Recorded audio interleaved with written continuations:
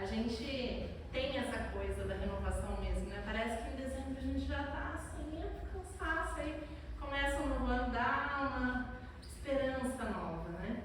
E hoje a gente está aqui, dia 6 de janeiro, e eu, como uma boa espírita, não acredito em coincidências. Alguém sabe o que é dia 6 de janeiro? Dia de Reis. Pois é. Aniversário Plauta. Aniversário Plauta. Pela lembrancinha de vocês, né? Mas, o que é o dia de Reis? Vamos relembrar um pouco essa história. O dia de Reis está na Bíblia, no Evangelho de Mateus, e ele conta a história de 3 reis magos que estavam no Oriente e de repente eles olharam para o céu e viram uma estrela muito brilhante, a estrela de Belém. E eles resolveram ir atrás dessa estrela, porque eles sabiam que ela anunciava algo grandioso. Eles tinham todas as ideias ali de que um rei, o rei dos judeus, nasceria com esse aspecto de uma estrela brilhante no céu. Então eles se colocaram no caminho para encontrar esse rei. E aí, no trajeto, eles pararam em Jerusalém. A autoridade da época, Herodes, o rei da época, chegou para recepcionar esses 3 reis e eles falaram: cadê o menino que nasceu? Que a gente veio presentear, a gente veio ofertar presentes para ele. E Herodes falou: o quê? Menino? Rei? Rei dos judeus? Não. Mandou matar todas as crianças que tivessem nascido naquele período. E daí os 3 reis magos falaram: opa, aqui não está esse rei. Vamos continuar seguindo a estrela. Contornaram Jerusalém e encontraram, depois de um trajeto difícil, de vários dias de caminhada, encontraram uma manjedoura em Belém, Maria, com o menino recém-nascido Jesus. Esses 3 reis magos, cada um deles ofereceu uma coisa ao menino Jesus, diante daquele ser que eles acreditavam que era o rei dos judeus. Vocês sabem o que era que eles ofertaram? Ouro, incenso e mirra.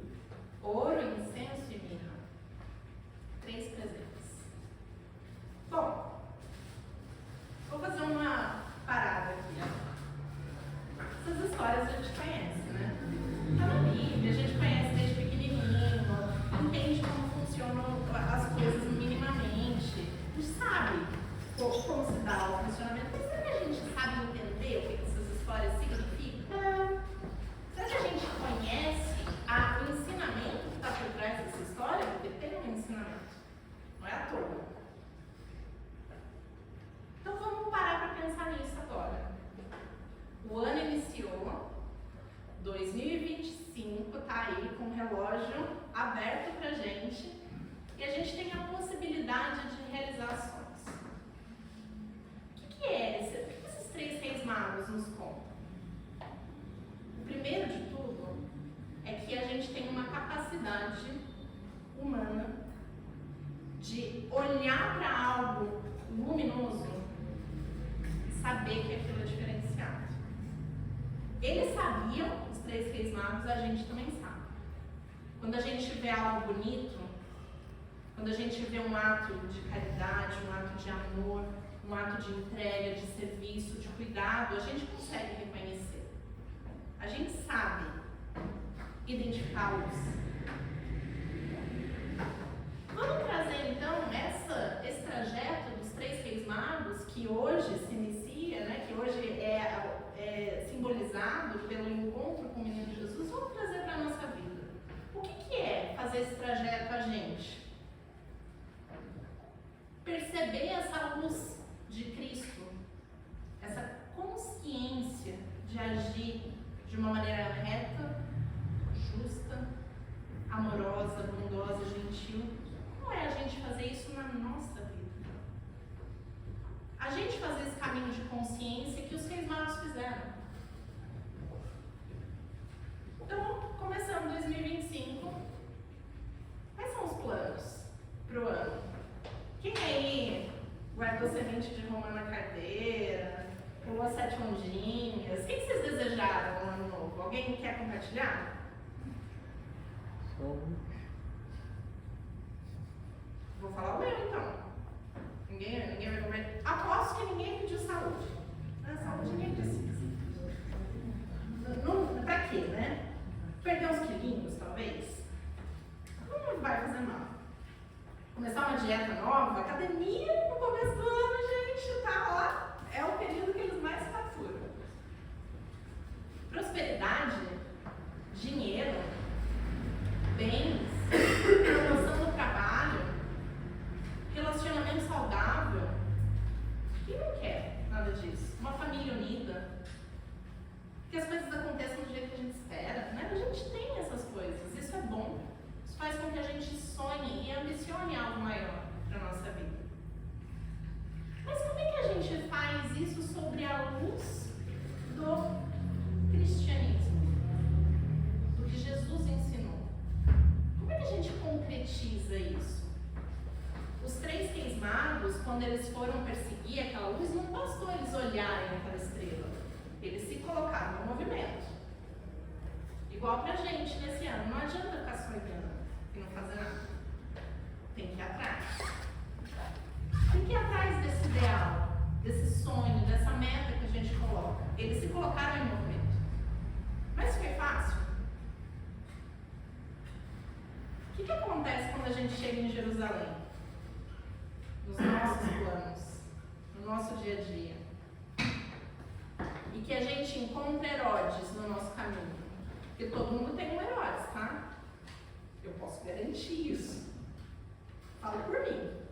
Sem sombra de dúvidas.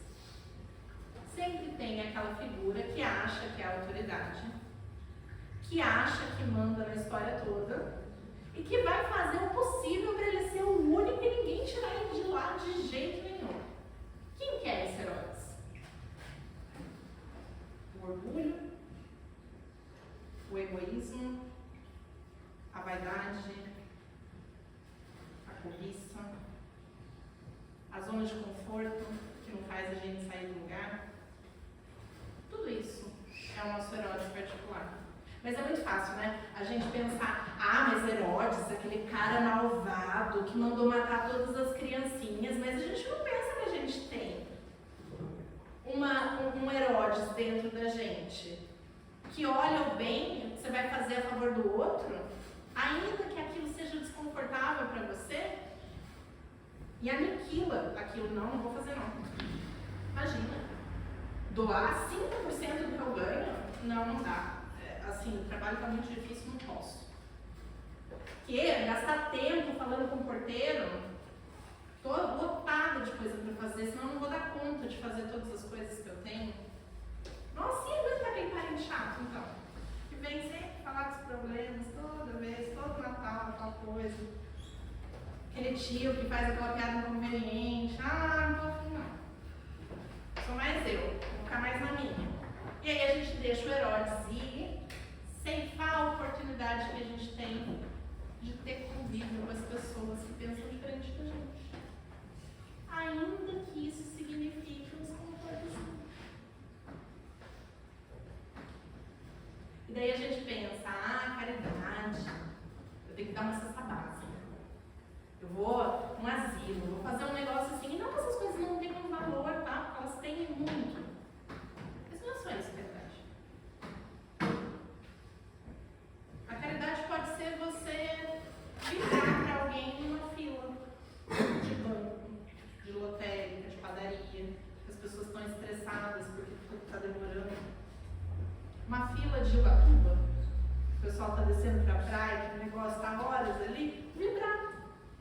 Não custa nada, gente. Não sai um centavo do bolso da gente. E a gente faz. Ou a gente entra na reclamação. Bom, quando a gente encontra esses Herodes internos, a gente tem que ser safo. Porque não adianta ficar batendo de frente com Herodes também, não. Se os 3 reis magos ficassem ali tentando convencer, explicar, ia dar certo? Ia. Tem coisa que a gente tem que saber contornar. Mas olha que legal, porque essa história dos reis magos nos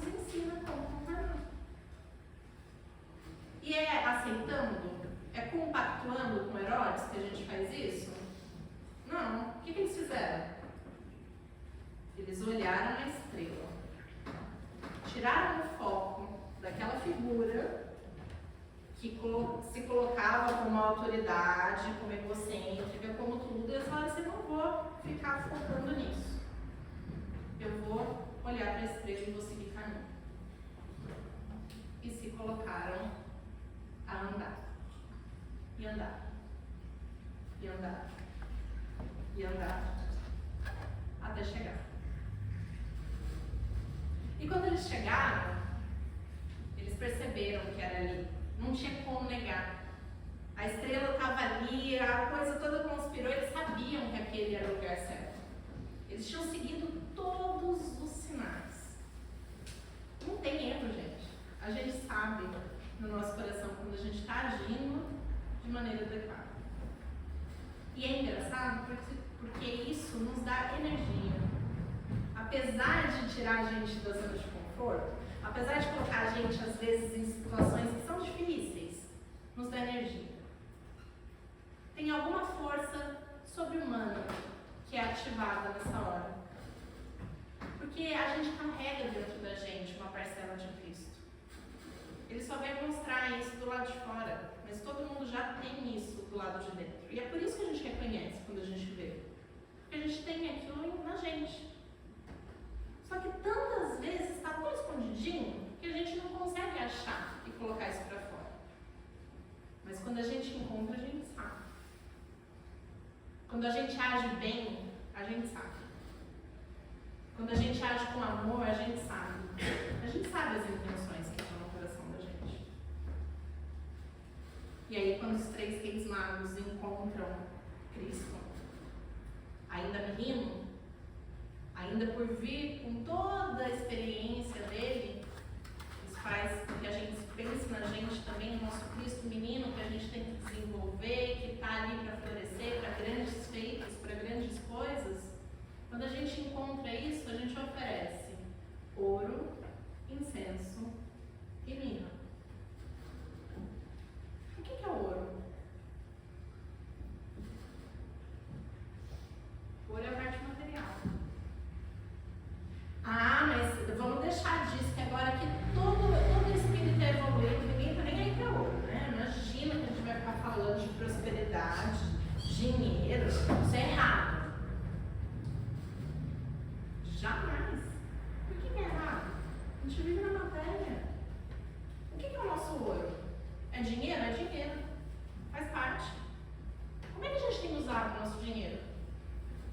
A gente tem usado bem? Ou a gente tem consumido o nosso dinheiro, investido o nosso dinheiro em coisas que não têm nenhum valor para ninguém, para a humanidade, para a gente, em excessos, em vaidade, em egoísmo, em orgulho? Ou a gente usa o nosso dinheiro de maneira que ele cresça, que ele produza, que ele gere renda? Quando a gente gasta com uma coisa, que energia a gente põe nesse gasto? É uma energia de doação, de alegria pela troca? Ou é uma energia de, mas já vai gastar de novo, mas não consegue, né? Aquela coisa, nossa, parece que o dinheiro virou um fardo. Gente, o dinheiro é uma energia, como qualquer outra, material. Quando a gente trata com descaso o dinheiro, a gente está tratando com descaso a matéria, que também é a obra de Deus. E vamos além do dinheiro, é o nosso corpo.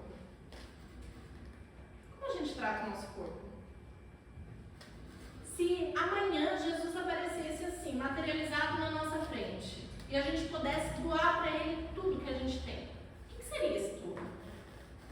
Como estaria o estado do nosso corpo, da nossa saúde? Seria um corpo legal? Ou seria um corpo maltratado? Por cobranças que não tem nada a ver? Um corpo que não recebe acolhimento diante da doença?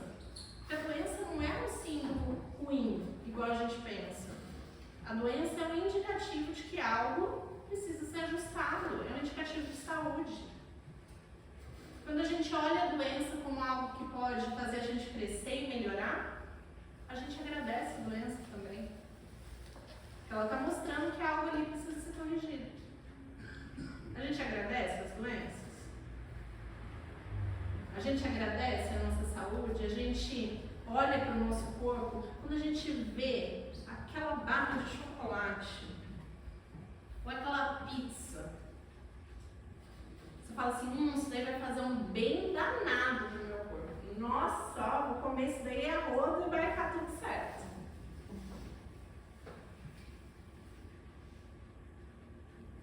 Será que se a gente fosse oferecer isso para Jesus, é isso que a gente ofereceria? Se eu fosse chamar ele para comer na tua casa, você oferecendo um hamburgão? Você faria um jantar bonito, nutritivo, saudável? Precisa ser gostoso, não tem que ser ruim. A gente não tem que ser maltratado. E aí eu fico pensando, será que a gente trata os nossos recursos da maneira que a gente deveria? E se não trata, como é que é a nossa postura diante disso? Quando a gente come uma coisa que a gente não deve. Agora que eu já enfiei o pé na jaca, vou continuar enfiando o pé na jaca, né? Que é isso que a gente faz, né? A gente está indo para um abismo, a gente aperta o acelerador, né? Já deu uns passinhos, vamos embora para o final. Não faz sentido. Vamos tratar cada dia com o melhor que a gente pode oferecer. Se não deu hoje, está tudo bem. Amanhã a gente tenta de novo. Mas não vamos entregar os pontos assim, não. Porque no final, esse é o ouro que a gente tem. Todo mundo nasce com um corpo e com recursos. Sejam eles poucos ou muitos, não importa. Todo mundo nasce com recursos. O que vocês fazem com o recurso de vocês, o que eu faço com o meu recurso, é responsabilidade minha. Então tá bom, vamos tirar o ouro da jogada. Vamos pensar no incenso. O que é o incenso? O incenso é todo um universo mental. Amigo, o que você está falando? Os nossos pensamentos. Se a gente fosse embrulhar os nossos pensamentos e entregar para Jesus, o que estaria ali nesse saco? Um monte de preocupação, medo, dúvida, receio, notícia, informação nada a ver que a gente vai consumindo. Ou estariam pensamentos positivos, construtivos, livros que a gente lê bons, séries que a gente assiste incríveis, músicas que a gente escuta que inspiram. É isso que estaria ali? Ou o quê? Isso é uma reflexão, não tem certo e errado. Mas será que a gente está usando os nossos recursos para conquistar a consciência de Cristo na gente? Ou será que a gente está entregando tudo para o nosso Herodes, que quer prazer imediato, não está nem aí para amanhã, nem aí para o outro? Por fim, o que os 3 reis magos entregam para Jesus é a mirra, que é o propósito espiritual que a gente tem, a força de vontade de ir atrás de Deus nas nossas ações, o nosso espírito, a nossa vontade de crescer, de evoluir.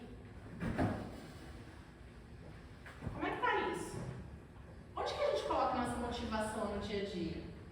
Quando a gente vai trabalhar, a gente fala assim, nossa, vou fazer o melhor com essa motivação hoje. Vou fazer o melhor para atingir todos os meus planos, os meus sonhos, as coisas que eu desejo para o mundo. É assim que a gente vai no gás ou a gente deixa essa motivação aí pelo ralo? Nas nossas interações, a gente usa a nossa motivação quando aparece aquele parente chato. A gente usa essa motivação. Agora eu vou ser melhor. Nossa, agora eu vou tirar dinheiro daqui. Vou evoluir. É agora ou não? Ou a gente reclama?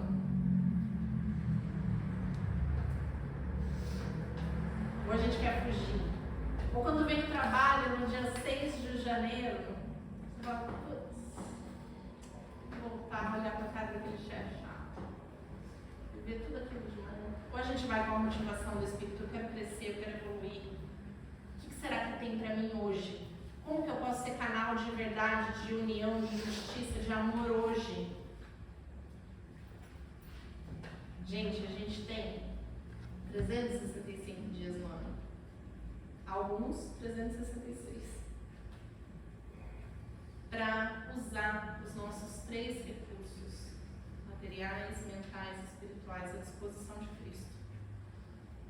A gente faz isso. A gente tem a oportunidade hoje de pensar como é que a gente vai levar esse ano para frente? O que a gente vai concretizar? O que a gente vai fazer com esses recursos que a gente recebeu ao longo do ano? Eu estava pensando, esses dias estava assistindo um documentário uma minissérie, na verdade, do Senna, não sei quem já viu, no Netflix. E teve um determinado momento que ele troca de equipe, de carro, e a equipe anterior fica doída que ele mudou, ele trocou, né? Foi em busca de um carro melhor. Ele fala assim, o dono da outra equipe, falou assim, o melhor piloto que é o melhor carro. O carro anda sozinho, o piloto anda sozinho, o melhor piloto que é o melhor carro. Isso é um fato. Nós, enquanto espíritos, estamos fazendo o melhor com o carro que a gente tem? Nosso carro material, nosso carro mental, nosso carro espiritual, a gente está colocando isso para jogo ou a gente está numa equipe meia boca reclamando que o carro não anda? Ou a gente está com um carro incrível e não está sendo um bom piloto? Porque uma coisa também não adianta. O espírito precisa da matéria, ele precisa dessas experiências que a gente tem aqui. Um não funciona sem o outro. Não funciona espírito sem encarnação. A gente não tem como evoluir sem essa dinâmica. Vamos fazer o melhor dela. Mas não é fácil, né, gente? Tá tudo certo. Não é fácil para ninguém, é assim mesmo. Não é à toa que Jesus fala que a porta é estreita. É isso que é a porta é estreita. É a gente trabalhar com as nossas más tendências. Não é fácil. É punk. Não vou fingir costume aqui, de boa. Não é. Não é. Exige esforço, exige trabalho. No final do ano passado, eu tive a oportunidade de fazer uma viagem. E eu fui para o Camboja. E no Camboja tinha um templo maravilhoso. Lindo, lindo, lindo, lindo. De séculos, assim, que estava perfeito. Alto. Você via aquela construção. Nossa, como é que o homem é capaz de construir isso? Que coisa linda. E aí, quando a gente foi subir nesse templo, tinha uma escada de madeira por fora dos degraus do templo de pedra. E aí o guia falou assim, vamos por aqui, por essa escada colocada, porque é muito perigoso ir pela escada do templo mesmo. Aí eu comecei a subir, alto pra caramba, eu já tava assim, com sol, um calor. Aí eu subi e eu olhando aquela escada original do templo, e era assim, era fininha e alta, degrau alto, alto e ela curta, assim, não dava pra colocar um pé. E aí eu virei pro guia e falei assim, mas é um erro isso daqui, né? Eu acho que eles não eram tão evoluídos na época para construir um degrau desse jeito, não calcularam direito, né? Então agora a gente tem tecnologia e falando, me achando assim, né? Aí o guia olhou pra mim e falou assim, não, tá certinho. São 37 degraus, porque eles acreditam que tem 37 níveis para o céu. E o degrau é desse jeito, a escada é desse jeito, para lembrar que o caminho é difícil da subida. E que exige atenção no chão e submissão ao céu. Então, para você subir esse degrau original, você tem que andar inclinado, com a cabeça baixa para o céu, em respeito a Deus, olhando cada degrau que você está subindo com cuidado para você chegar no céu. É a versão hindu-budista de A Porta Estreita. Eu levei uma... Falei, putz, vou ficar quieta depois dessa, não fala nada. Mas é isso. O caminho não é fácil. Não adianta a gente achar que vai ser, mas tem que ser feito. Porque a gente vai ter que passar pela porta estreita. Que seja logo. Que tal em 2025? Eu finalizo com o poema do Drummond. E deixando para vocês essa lembrancinha que todos vocês pegaram, para vocês lembrarem de colocar os recursos de vocês à disposição de algo maior. De algo que ajude, quem quer que seja, além de nós próprios, que ajude a gente também. Não tem que deixar de ajudar a gente. É importante que a gente se cuide, se trate bem, que tenha os sonhos realizados, que tenha prosperidade financeira, que tenha prosperidade de relacionamento, que tenha isso tudo. Mas que isso extrapole os nossos interesses específicos, individuais. Que isso contribua, de alguma maneira, para a sociedade que a gente vive. Para a comunidade que a gente está inserido, seja ela familiar, espiritual, qualquer que seja, no trabalho, onde você estiver, tem algo que pode ser feito. Nem que seja uma prece, uma fila. Eu finalizo com um poema do Drummond, que daqui em diante tudo vai ser diferente, e ele continua. Para você, desejo o sonho realizado, o amor esperado, a esperança renovada. Para você, desejo todas as cores dessa vida, todas as alegrias que puder sorrir, as músicas que puder emocionar. Para você, neste novo ano, desejo que os amigos sejam mais cúmplices, que sua família seja mais unida, que sua vida seja mais bem vivida. Gostaria de desejar tantas coisas, mas nada seria suficiente. Então, desejo apenas que você tenha muitos desejos grandes, que eles possam mover você a cada minuto rumo à felicidade. E eu acrescento aqui uma consciência crística. Que assim seja.